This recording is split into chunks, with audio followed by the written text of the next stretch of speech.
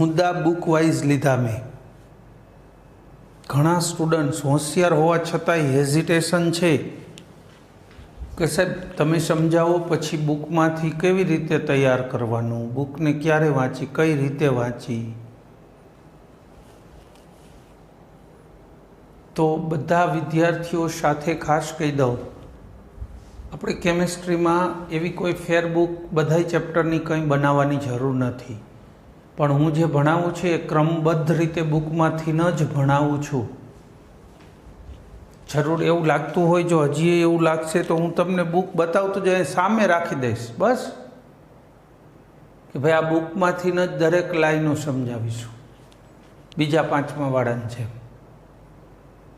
કારણ કે કોઈ પણ રીતે સમજાવું તો જોઈ જ, એ તો હું માનું છું કે તમને ન સમજાય તો એવું ભણાવવાનો કશો જ અર્થ નથી. જાજુ ભણાવી દઈને કાંઈ ન સમજાય તો એનો કાંઈ અર્થ જ નહીં. તો જાજુ ભણવાની કોઈ જરૂર નથી. ઓછું ભણો તો ચાલશે, પણ જે ભણો છો એ સમજાવતો જોઈએ ને, મગજમાં તો ઉતરવું જોઈએ ને. એ સૌથી મહત્ત્વનું છે. એટલે કહું છું કે જે કાંઈ હું ભણાવું છું આ બધા મુદ્દા એક પછી એક બુકના જ છે. કદાચ ક્યારેક શું હોય, 5 મુદ્દા હોય તો હું ત્રીજો મુદ્દો પહેલાં બોલી ગયો હોય, એનાથી જાજો ફરક નહીં હોય, મુદ્દા બધા એ જ હશે. એના માટે છે ને તમને કહું, તમે લોકો લગભગ 3 વિદ્યાર્થીઓ મને પૂછ્યું, તમે લોકો છે ને તમારા થોડાક જે સિનિયર હોય ને 11 વર્ષવાળા કોઈને ઓળખતા હોય એનો કોન્ટેક્ટ કરો. કારણ કે ટીચરો જ આ બાબત કહેશે ને એના કરતાં એ તમને કહેશે ને કે ના એમાં વાંધો ને, આ રીતે જો આમ વાંચી નખાય થઈ જાય તો સારું પડશે, તમને જલ્દી લાઇટ થશે. જો દરેક બાબત ટીચર કહે તો જ સમજાય એવું નથી હોતું.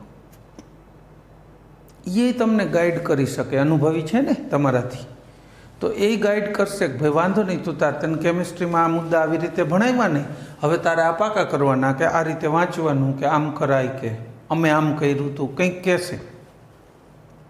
બરાબર?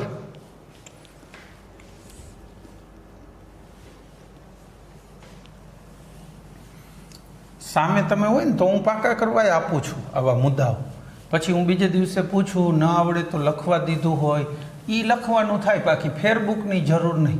ફેરબુકથી જ આજે હું લખાવી જ નાખું છું, પણ સાથે સાથે ટેક્સ્ટ બુક ઓરિએન્ટેડ બનાવું છું. મારું એક જોબ શું છે કે બધા સ્ટુડન્ટને ટેક્સ્ટ બુક તરફ જ વાળવા બહુ આવશ્યક છે. થિયરી માટે ટેક્સ્ટ બુકથી સારી કોઈ બુક ના હોય. તમે કોલેજમાં ભણો તો ભલે, MSCમાં ભણો તો ભલે, book, reference book, text book એમાંથી તૈયારી કરતા શીખો. નોટબુક બનાવી ફેરબુકની મહેનત કરી પછી એટલું જ વાંચી અને પાસ થવું ને એ બધું બીજા પાંચમાં જતું રહ્યું. હવે મોટા થઈ ગયા. ફેરબુક રેફરન્સ માટે હોય, પરીક્ષાના આગલે દી વાંચવા માટે નથી. તો ફ્યુચર રેફરન્સ છે, લાઈફ ટાઈમ માટે છે. બાકી ટેક્સ્ટ બુકને રિફર કરો તમે ગમે ત્યારે કામ આવશે. બરાબર છે? સારી વાત છે કે તમે પણ ટેક્સ્ટ બુક સામે રાખીને લેક્ચર જુઓ. એવું હોય તો લેક્ચર જોતી વખતે સામે રાખો.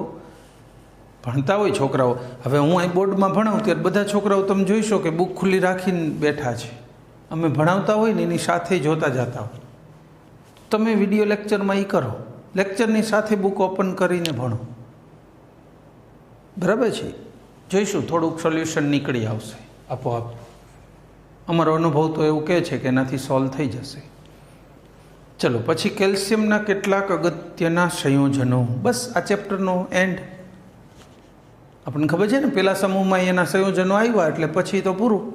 જૈવિક અગત્યતા અને સંયોજનો, વાત પૂરી.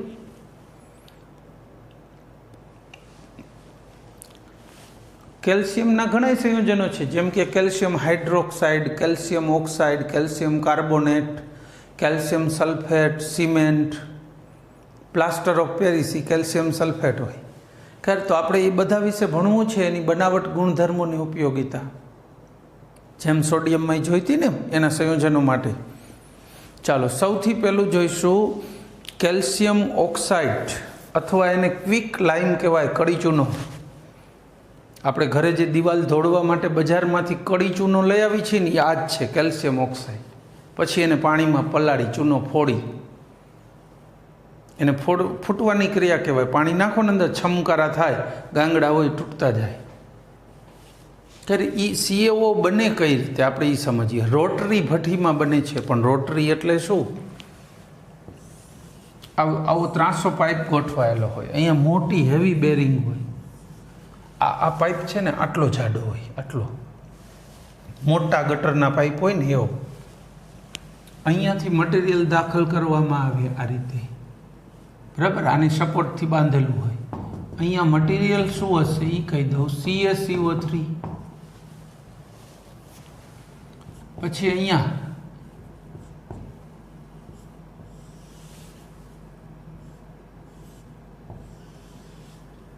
આ ચીમની હોય. ચીમની એટલે શું? વધારાના ધુમાડા, એક્ઝોસ્ટ બધું નીકળી જાય એના માટે. આ આખી પાઇપ છે ને આમ ફરે હો. એટલે તો આ બેરિંગ લગાડ્યા, નકર તો બેરિંગ ક્યાં લગાડવા નતા, ટેકા ન આપી દેત. બેરિંગ ઉપર એ ફરે. 1 મિનિટે 3 થી 4 આંટા ફરે. 1 મિનિટે 3 થી 4 આંટા હરવે હરવે હરવે ખાલી હલે. એટલે આ જે મટીરિયલ અહીં પડે ને એ હરવે હરવે આમ જાય. એના માટે પ્રક્રિયા શું થવાની છે? CaCO3 1070 થી 1270 ગરમ થાય એટલા કેલ્વિને, એટલે CaO અને CO2 બને. આ CO2 બધો નીકળી જ જવો જોઈએ, નકર આ પ્રક્રિયા પાછી થાય, બે બાજુ થાય. જો તમે આ બંધ કરી દો ને ચીમની, તો અહીંથી જે નાખ્યું હોય ને એ જ પાછું અહીં નીકળશે, કંઈ પણ થયા વગર. એટલે આપણે કન્ટિન્યુઅસ શું કરવું પડે? CO2 ને દૂર કરવા ચીમની ખુલ્લી રાખવાની. એટલે CO2 તો ગેસ છે, ફટાફટ ઉડી જશે. CaO નીચે આવશે. અહીંયા પાત્ર રાખો, આમાં અહીંયા CaO મળશે. હવે અહીંયા બધી જો આ જે વસ્તુ છે ને મેં અડાડી ન દીધું, આટલું સહેજ દૂર હોય, ભઠ્ઠી ફરતી હોય, અહીંયાથી ભલે નીકળવું હોય થોડું નીકળે નહીં જો અહીંયાથી કંઈ. પછી અહીંયા આ સાઈડે બર્નરની વ્યવસ્થા કરશું ને કે નહીં? આગ ફૂંકવા માટે અંદર અહીંયા થોડો ગેપ હોય. અહીંયા એ ગેપ શું હોય? આવી રીતની ધાર રાખી દીધી હોય, હવા ફરે. અહીંયા છે ને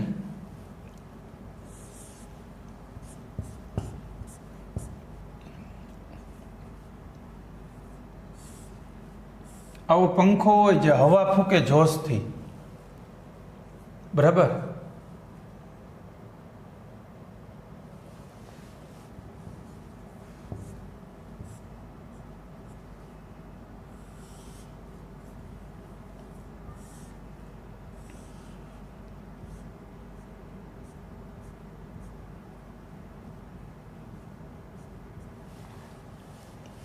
હવે અહીંયા કોલસાનો પાવડર હોય.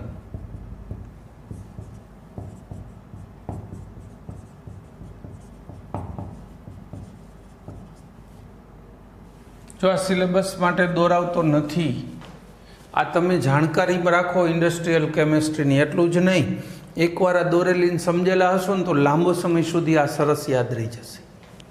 આ કોલસાનો પાવડર અહીંથી જેવો પડશે, આ હવા લાગશે અહીંથી આમ, તો એ હવા પાવડરને આગળ ઉડાડશે, એ પાવડરને અહીંયા ઉડાડશે. અને અહીંયા 1270 તાપમાન હોય એટલે કોલસો તો એની મેળે સળગવા માંડે. પહેલી વારે સવારે સળગાવવો પડે, પણ પછી આ કિલન 24 કલાક ચાલુ જ હોય. એક બાજુથી CaCO3 નાખો, CO2 નીકળી જાય. એના સિલિન્ડર ભરવા હોય તો સિલિન્ડર ભરી શકો છો આગ બુઝાવવા માટે. અને અહીંથી CaO મળશે. લ્યો આટલું તાપમાન 1070 થી 1270, એમાં 20-25 ડિગ્રી પ્લસ માઇનસ હોય તો કંઈ ફેર નથી પડતો. પણ અહીંથી કોલસાનો ભૂકો પડતો જાય. અને આ બ્લોઅર છે, એર બ્લોઅર કહેવાય, હવા ફૂકે. આપણે પેલું વાળ માટે હેર ડ્રાયર નથી આવતું હવા ફૂકે એવું, બસ એવો ફેન હોય મોટો, એટલે જોશથી હવા ફૂકે. આ હવા છે કે અહીંથી અહીંયા 20-22 ફૂટ સુધી ઉડાડે આ ડસ્ટ. આ લગભગ 50 ફૂટની લંબાઈ હોય, ઘણી લાંબી હોય. એમ તો 5 માળની ઇમારત જેવડી થઈ. એટલે બેરિંગ બહુ હેવી હોય, પ્રોડક્શન ઘણું બધું હોય. આ થઈ CaO બનાવવાની પદ્ધતિ. લ્યો સમજાઈ જશે. CO2 તરત નીકળવો જોઈએ, નકર પ્રક્રિયા રિટર્ન થઈ જાય. પૂર્ણ કરવી હોય પ્રક્રિયાને નિપજમાં રૂપાંતરિત કરવી હોય તો આ CO2 નીકળવા દેવાનું. બરાબર. આ CaOનું ઉત્પાદન થઈ ગયું. કેલ્શિયમ ઓક્સાઇડ સફેદ સ્ફટિકમય ઘન પદાર્થ છે. ગલનબિંદુ 2870 કેલ્વિન, એટલે સહેલાઈથી પીગળશે નહીં, ગરમ કરો તોય. બરાબર. વાતાવરણમાં જો ખુલ્લો રહી ગયો CaO,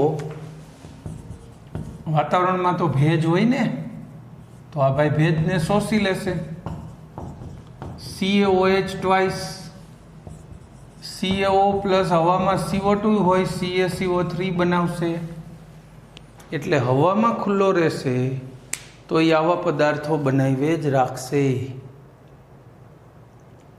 CaOH ટ્વાઇસ અને CaCO3.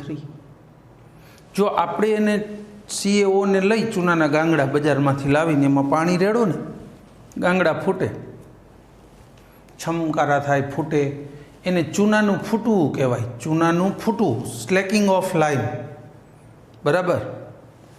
જો તમે NaOHનું દ્રાવણ નાખો ને અંદર, તો એના હારે ફૂટે, એટલે મિશ્રણ બને. NaOHને સોડા કહેવાય ને, કોસ્ટિક સોડા, અને કેલ્શિયમને લાઈમ કહેવાય, લાઈમ ઇંગ્લિશમાં, LIME, લાઈમ એટલે કેલ્શિયમ. તો આજે મિશ્રણ બન્યું, સોડા લાઈમ કહેવાય. મિશ્રણનું નામ શું છે? Soda lime. આપણે કેમ લીંબુ સોડા શું કામ કહી? સોડામાં લીંબુ નીચો એટલે લીંબુ સોડા કહેવાય ને, એમ સોડા લાઈમ હોય તો જે સોડા NaOHનું દ્રાવણ હતું એમાં CaO ઉમેરાણો એટલે સોડા લાઈમ થઈ ગયો. બરાબર. બીજું, જે કેલ્શિયમ ઓક્સાઇડ છે એ બેઝિક હોય સ્વભાવે. આપણે કીધું ને, બીજા સમૂહના ઓક્સાઇડ અને હાઇડ્રોક્સાઇડ સ્વભાવે કેવા હોય? બેઝિક. CaO બેઝિક જ હોય. તો જે એસિડિક પદાર્થો હોય, એસિડિક ઓક્સાઇડ હોય, તો એની હારે જોડાઈ જાય, પ્રક્રિયા કરે. જો CaO પ્લસ SiO2, CaSiO3, આ એસિડિક હોય, સિલિકોન ડાયોક્સાઇડ રહેતી, તો એની હારે પ્રક્રિયા આપી. CaO plus P4O10, Ca3PO4 twice, calcium phosphate કહેવાય. ફોસ્ફરસ કેટલા છે? 4 છે ને, 2 દૂને 4 કરી દઉં, 4 ફોસ્ફરસ. પછી કેલ્શિયમ 3 દૂને 6. પછી ઓક્સિજન કેટલા થાય? 16 થઈ ગયા. તો કેલ્શિયમ ઓક્સાઇડે એસિડિક ઓક્સાઇડ સાથે પ્રક્રિયા કરીને આવા પદાર્થો પણ બનાવ્યા. બસ અહીંયા કેલ્શિયમ ઓક્સાઇડના ગુણધર્મો પૂરા. ગુણધર્મોમાં શું કીધું? સફેદ રંગનો ઘન પાવડર હોય. CaO સફેદ રંગનો ઘન પાવડર, અસ્ફટિકમય હોય. આ સ્ફટિકમય ના હોય, અસ્ફટિકમય પાવડર હોય છે. કે કેલ્શિયમના બધાય પછી હાઇડ્રોક્સાઇડ હશે, કાર્બોનેટ હશે, એ બધા અસ્ફટિકમય છે. એટલે આ અસ્ફટિકમય ઘન પાવડર રૂપ પદાર્થ હોય કેલ્શિયમ ઓક્સાઇડ. ચાલો, પછી એનો ઉપયોગ કે CaO સિમેન્ટ બનાવો ને, સિમેન્ટ 50થી 60% CaO જોઈ સિમેન્ટના ઉત્પાદનમાં. બરાબર. એટલે સિમેન્ટ ઉત્પાદનમાં આનો મુખ્ય રોલ છે. હાલો, એક તો એની ઉપયોગિતા બહુ જાણીતી, સિમેન્ટવાળી. સસ્તામાં સસ્તો આલ્કલી એટલે બેઝિક પદાર્થ CaO. આનાથી સસ્તો કોઈ જ બેઝિક પદાર્થ નથી. Na2O લ્યો કે NaOH કે કોઈ પણ, KOH, K2O, કોઈ પણ. આના જેટલો સસ્તો સ્ત્રોત એક પણ નથી. પછી બીજો મુદ્દાઓ હવે બને એટલા બુકના ક્રમમાં જ લેતો જઉં છું. બુક તો છે, થોડી નજર ફેરવતા જઈએ, બુકના ક્રમમાં લેતા જઈએ, જેથી તમને વધુ સમજાય. સામે બુક હોય તો આડાવડું નહીં લાગે તમારે. બરાબર છે. જ્યારે જે પ્રશ્નો હોશિયાર બાળકોને પણ મૂંઝવે, તો એ બીજા બાળકો કદાચ કહી ન શકતા હોય પણ મૂંઝવતા હોય, એવું બને ને. બરાબર છે. તમે સામે અમને મળ્યા નથી, બધાને વ્યક્તિગત કદાચ ઓળખતા બી નહીં હોય, પણ છતાંય કોણ હોશિયાર છે, કોણ કામ કરી રહ્યા છે, એ આઈધર તમારા માર્ક્સ ઉપરથી, તમારી વર્તણૂક, તમારા અમારી સાથેના ઘણાના કોન્ટેક્ટ્સ વગેરે ઉપરથી ખ્યાલ આવી જાય. અમે અત્યારે પણ તમે નથી તો એમ કહેતા કે આ ઓલો છોકરો ને હા એ મને આમ કહેતો તો આમ થયું તેમ થયું, ચર્ચા તો થોડી જાજી થઈ જ જાય. બરાબર છે. હા, તો આનો ઉપયોગ આપણે શું કીધું કરીએ જોઈએ. CaO નો ઉપયોગ, CaO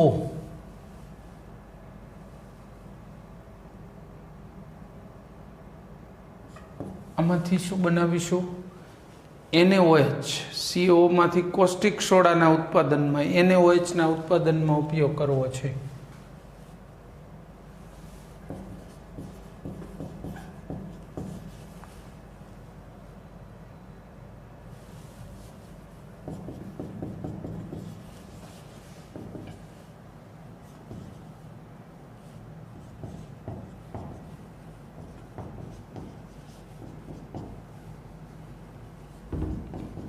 જો થઈ ગયો, બેલેન્સ થઈ ગયું હશે.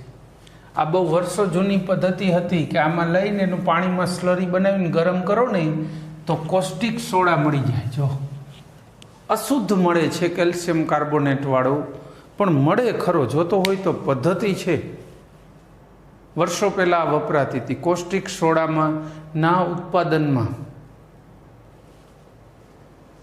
હવે ચોપડીમાં, આપણી ચોપડીમાં એવું લખ્યું છે તે કોસ્ટિક સોડામાંથી સોડિયમ કાર્બોનેટના ઉત્પાદનમાં ઉપયોગી છે. ઊંધું લખ્યું છે. સોડિયમ કાર્બોનેટ વડે કોસ્ટિક સોડાના ઉત્પાદનમાં વપરાય છે. ઊંધું કરી નાખજો. ટેક્સ્ટ બુકમાં બીજો મુદ્દો ઉલટો આપ્યો છે. સારું થયું તમે કહો છો એમ હારે હારે નજર ફેરવતો રહો. પ્રોબ્લેમ હશે તો સોલ્યુશન પણ નીકળતા જશે. બીજો મુદ્દો સુધારી લેજો. ચાલો, બરાબર. ત્યાર પછી આનો ત્રીજો ઉપયોગ શર્કરાના શુદ્ધિકરણમાં. શર્કરા એટલે ખાંડ. ખાંડ બને ને જ્યાં ખાંડસરીમાં, એમાં પીળાશ, કાળાશ આવી જાય. ખાંડ કઈ રીતે બને છે? શેરડીનો રસ કાઢે, એને ગરમ કરે તાવડામાં, ફૂલ પાણી શક્ય એટલું ઉડાડે, પછી એનું સ્ફટિકીકરણ કરે તો ખાંડ બને. પણ એ ખાંડ પીળી બને, પીળી અને કાળી. શું કામ? રસને તમે ક્યાંય સુધી ઉકાળ કર્યો ગરમ ગરમ, તો પછી એમાં કાળાશ આવી જ જાય ને.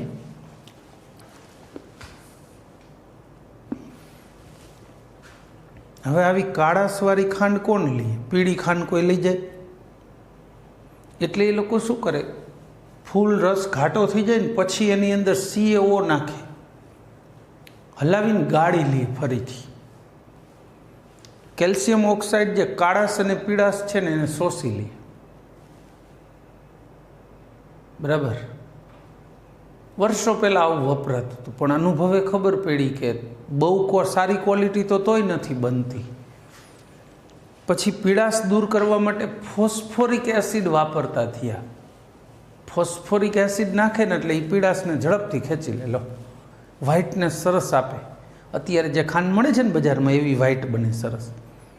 પણ વાંધો એ કે એસિડિક પદાર્થ છે, એ લાંબો સમય ખાંડ પડી રહે તો ખરાબ થઈ જાય. એટલે રસ્તો કેવો કાઢ્યો? ખાંડને પીળામાંથી સફેદ બનાવવા માટે ફોસ્ફોરિક નાખવાનું, પછી ગાળી લ્યો.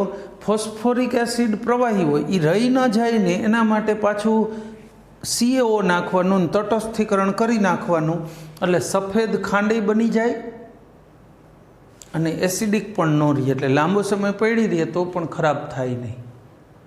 તો ખાંડના આવા શુદ્ધિકરણ માટે CaO ઉપયોગી છે. પછી રંગકો બનાવવામાં, દિવાલો ધોળવાના, ડિસ્ટિમ્પરને એવું આવે ને, એ બધા બનાવવામાં CaO વપરાય છે. ડાયરેક્ટ CaO આપણે ઘરે પલાળીને દઈ જ છે ને દિવાલે, તો હવે એની અંદર અમુક રંગ મિક્સ કરી નાખે એટલે રંગક, એ દિવાલે ચોપડવાનો ડિસ્ટેમ્પર, બીજું શું હોય. તો એવા દિવાલ ધોળવાના રંગો વગેરે બનાવી શકાય. પછી એવા રંગોનો અન્ય ઉપયોગ થતો હોય તો એ કરી શકો. ચલો, નેક્સ્ટ પદાર્થ લઈશું ફોડેલો ચૂનો, કેલ્શિયમ હાઇડ્રોક્સાઇડ, રાસાયણિક રીતે CaOH ટ્વાઇસ.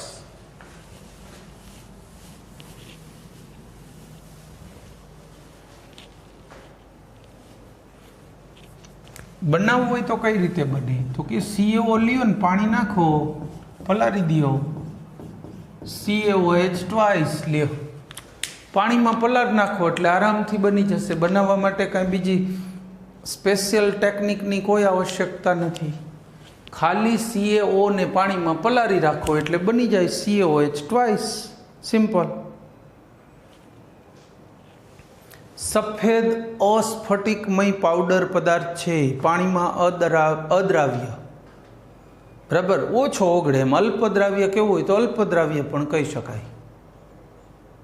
અદ્રાવ્ય અથવા અલ્પદ્રાવ્ય છે પાણીમાં.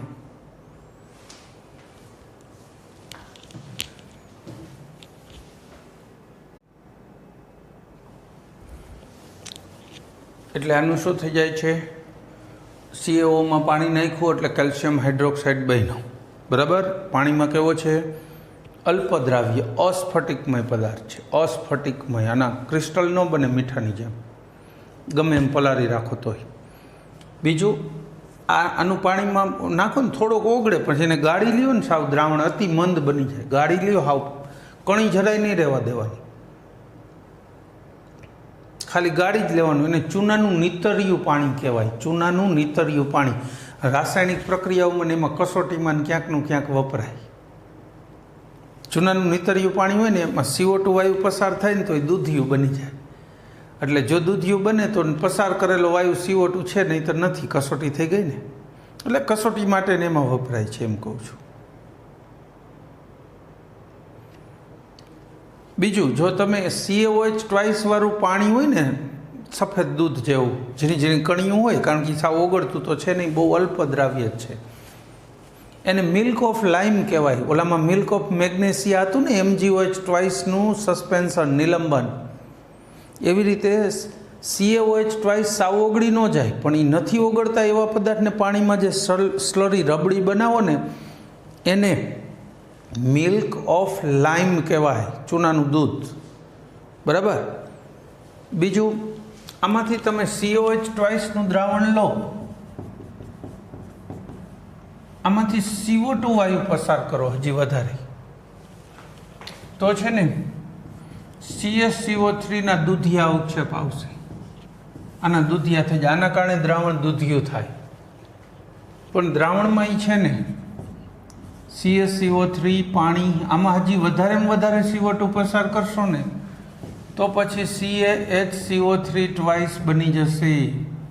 અને આ દ્રાવ્ય છે કેલ્શિયમ બાયકાર્બોનેટ, દૂધિયો રંગે વયો જશે ને બાયકાર્બોનેટ બની જશે, બરાબર છે. વધારે પડતો CO2 પસાર થાય તો પછી દૂધિયો રંગ વયો જાય, હવે રંગવિહીન થઈ જશે ને દ્રાવ્ય.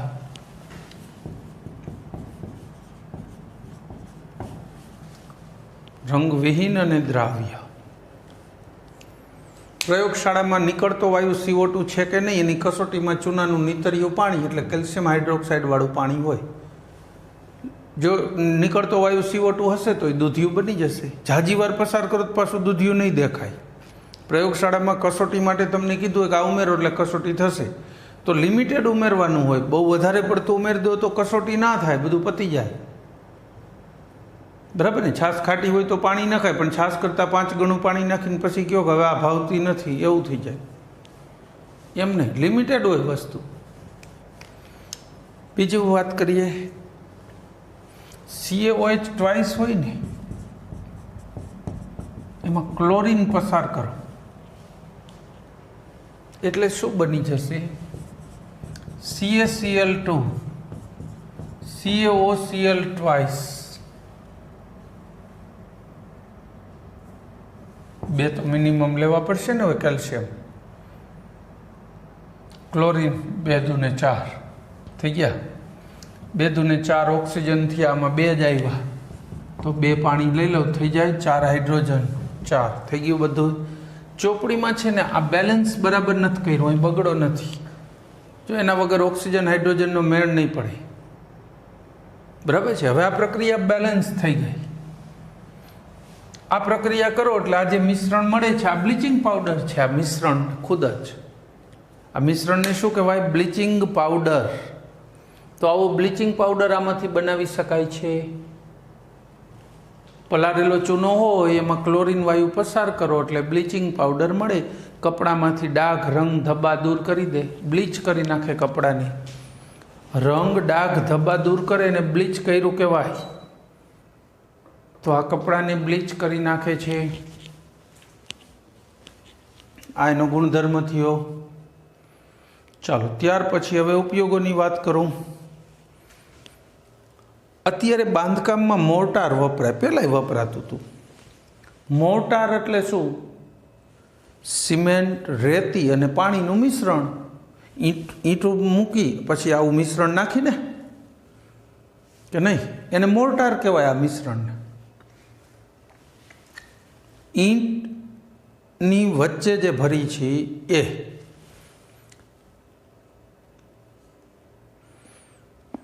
બહુ વર્ષો પહેલાં છે ને સિમેન્ટની શોધ હજી થઈ જ હતી, શરૂઆત થાવ હતી. મકાન બનતા હતા ઇન્ડિયામાં, ચૂનામાંથી બનતા હતા. આ CaOH2 પાણી અને રેતી, સિમેન્ટ હતી જ નહીં, બહુ ઓછી મળતી. એને મોર્ટાર કહેવાય. બાંધકામનો ઉપયોગી પદાર્થ લાઇમ મોર્ટાર એટલે ચૂનાનો મોર્ટાર. એવા જ મકાનો પહેલાં બનતા. મેં પોતે એવું મકાન જોયેલું છે. અમારું પોતાનું મકાન એવું હતું. 4-5 વર્ષ થાય ને પછી આ પ્લાસ્ટર બધે ખરી ગયું હોય, જ્યાં કાંઈક ભટકાય ને અહીંયાથી ખરી જાય, પછી ખરાબ થઈ જાય. એટલે શું કરે, 4-5 વર્ષે કંઈક તીક્ષ્ણ હથિયાર લઈ લઈને બધું તોડી નાખે પ્લાસ્ટરને, ફરીથી કરી નાખે. આવું કરતા. પણ મકાન બહુ ઝાઝા હતા નહીં, રૂમ લિમિટેડ હોય, ફળિયું ઝાઝું હોય. ગામડામાં શું હોય, મકાન હોય ને બહાર જ સૂતા હોય પોણા ભાગના સમયે તો.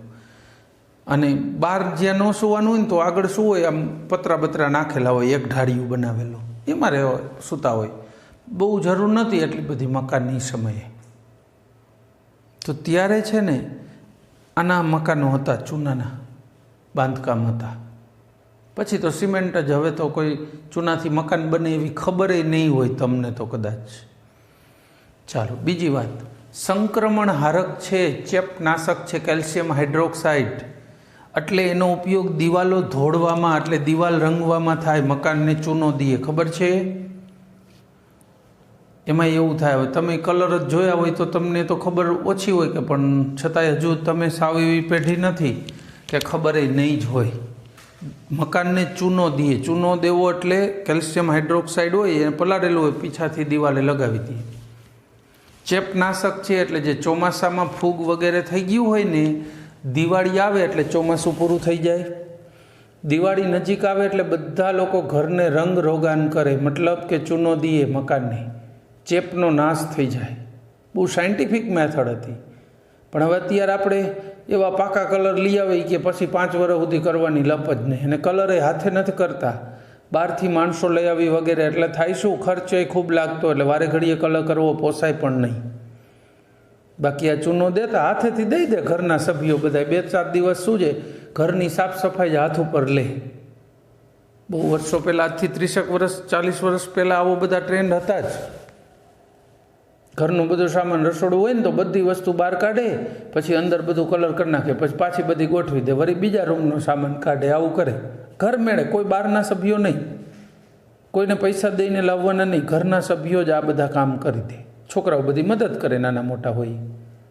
સંયુક્ત કુટુંબો હતા એટલે ઘરના સભ્યોએ ઘણા બધા મદદ કરે. ચાલો ત્યાર પછી આનો ઉપયોગ કાચની બનાવટમાં. કાચ માટે 2 જ રો મટીરિયલ છે, CaOH2 અને સિલિકા, રેતી. તો એ બનાવવામાં ઉપયોગ થાય. પછી આ સંક્રમણ હારક ચેપનાશક કીધું ને, ચામડા ઉદ્યોગમાં કામ લાગે. ચામડા જે પડતર પડ્યા હોય સ્ટોક વધારાનો, એમાં CaOH2 છાંટીને થપ્પી મારતા જાય એટલે ચેપ ન લાગી જાય. નહીંતર ચામડું તો કુદરતી પદાર્થ છે, સડી જશે એમનેમ. તો સૂક્ષ્મ જીવો એને સડવાની ક્રિયા ચાલુ કરી દેશે. એ ન થાય ને એના માટે આ છાંટવું પડે CaOH2. પછી એનો ઉપયોગ બ્લીચિંગ પાવડરની બનાવટમાં. આર્યું આ મિશ્રણ બ્લીચિંગ પાવડર છે તો એની બનાવટમાં વપરાય. પછી ખાંડના શુદ્ધિકરણમાં. એ તો હમણાં CaO નહોતું કીધું એ જ.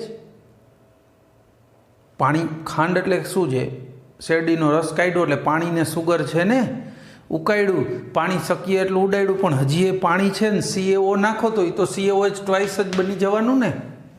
એટલે કેલ્શિયમ ઓક્સાઇડનો ઉપયોગ કહી શકાય ને ડાયરેક્ટ કેલ્શિયમ હાઇડ્રોક્સાઇડ નાખો તો બી ચાલે છે. તો કેલ્શિયમ ઓક્સાઇડ અથવા કેલ્શિયમ હાઇડ્રોક્સાઇડ એનું કામ શું હોય છે? ત્યાં જે H3PO4 વડે ખાંડનું તમે રંગ દૂર કર્યો છે એટલે એ દ્રાવણ એસિડિક બની ગયું છે, એનું તટસ્થીકરણ કરવાનું કામ છે.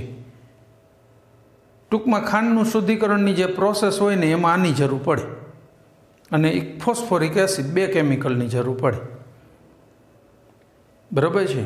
તો આ સાથે બીજી ઔદ્યોગિક પ્રોડક્ટ કેલ્શિયમ હાઇડ્રોક્સાઇડ પણ પૂરી. બરાબર છે. બીજી ઔદ્યોગિક પ્રોડક્ટ પૂરી. હજી આપણે એમ તો calcium carbonate, plaster of Paris, cement અને એનું જૈવિક મહત્ત્વ એટલું ભણવાનું છે. નેક્સ્ટ લેક્ચરમાં જોઈશું એટલે ચેપ્ટર પૂરું આવતા લેક્ચરમાં થઈ જશે.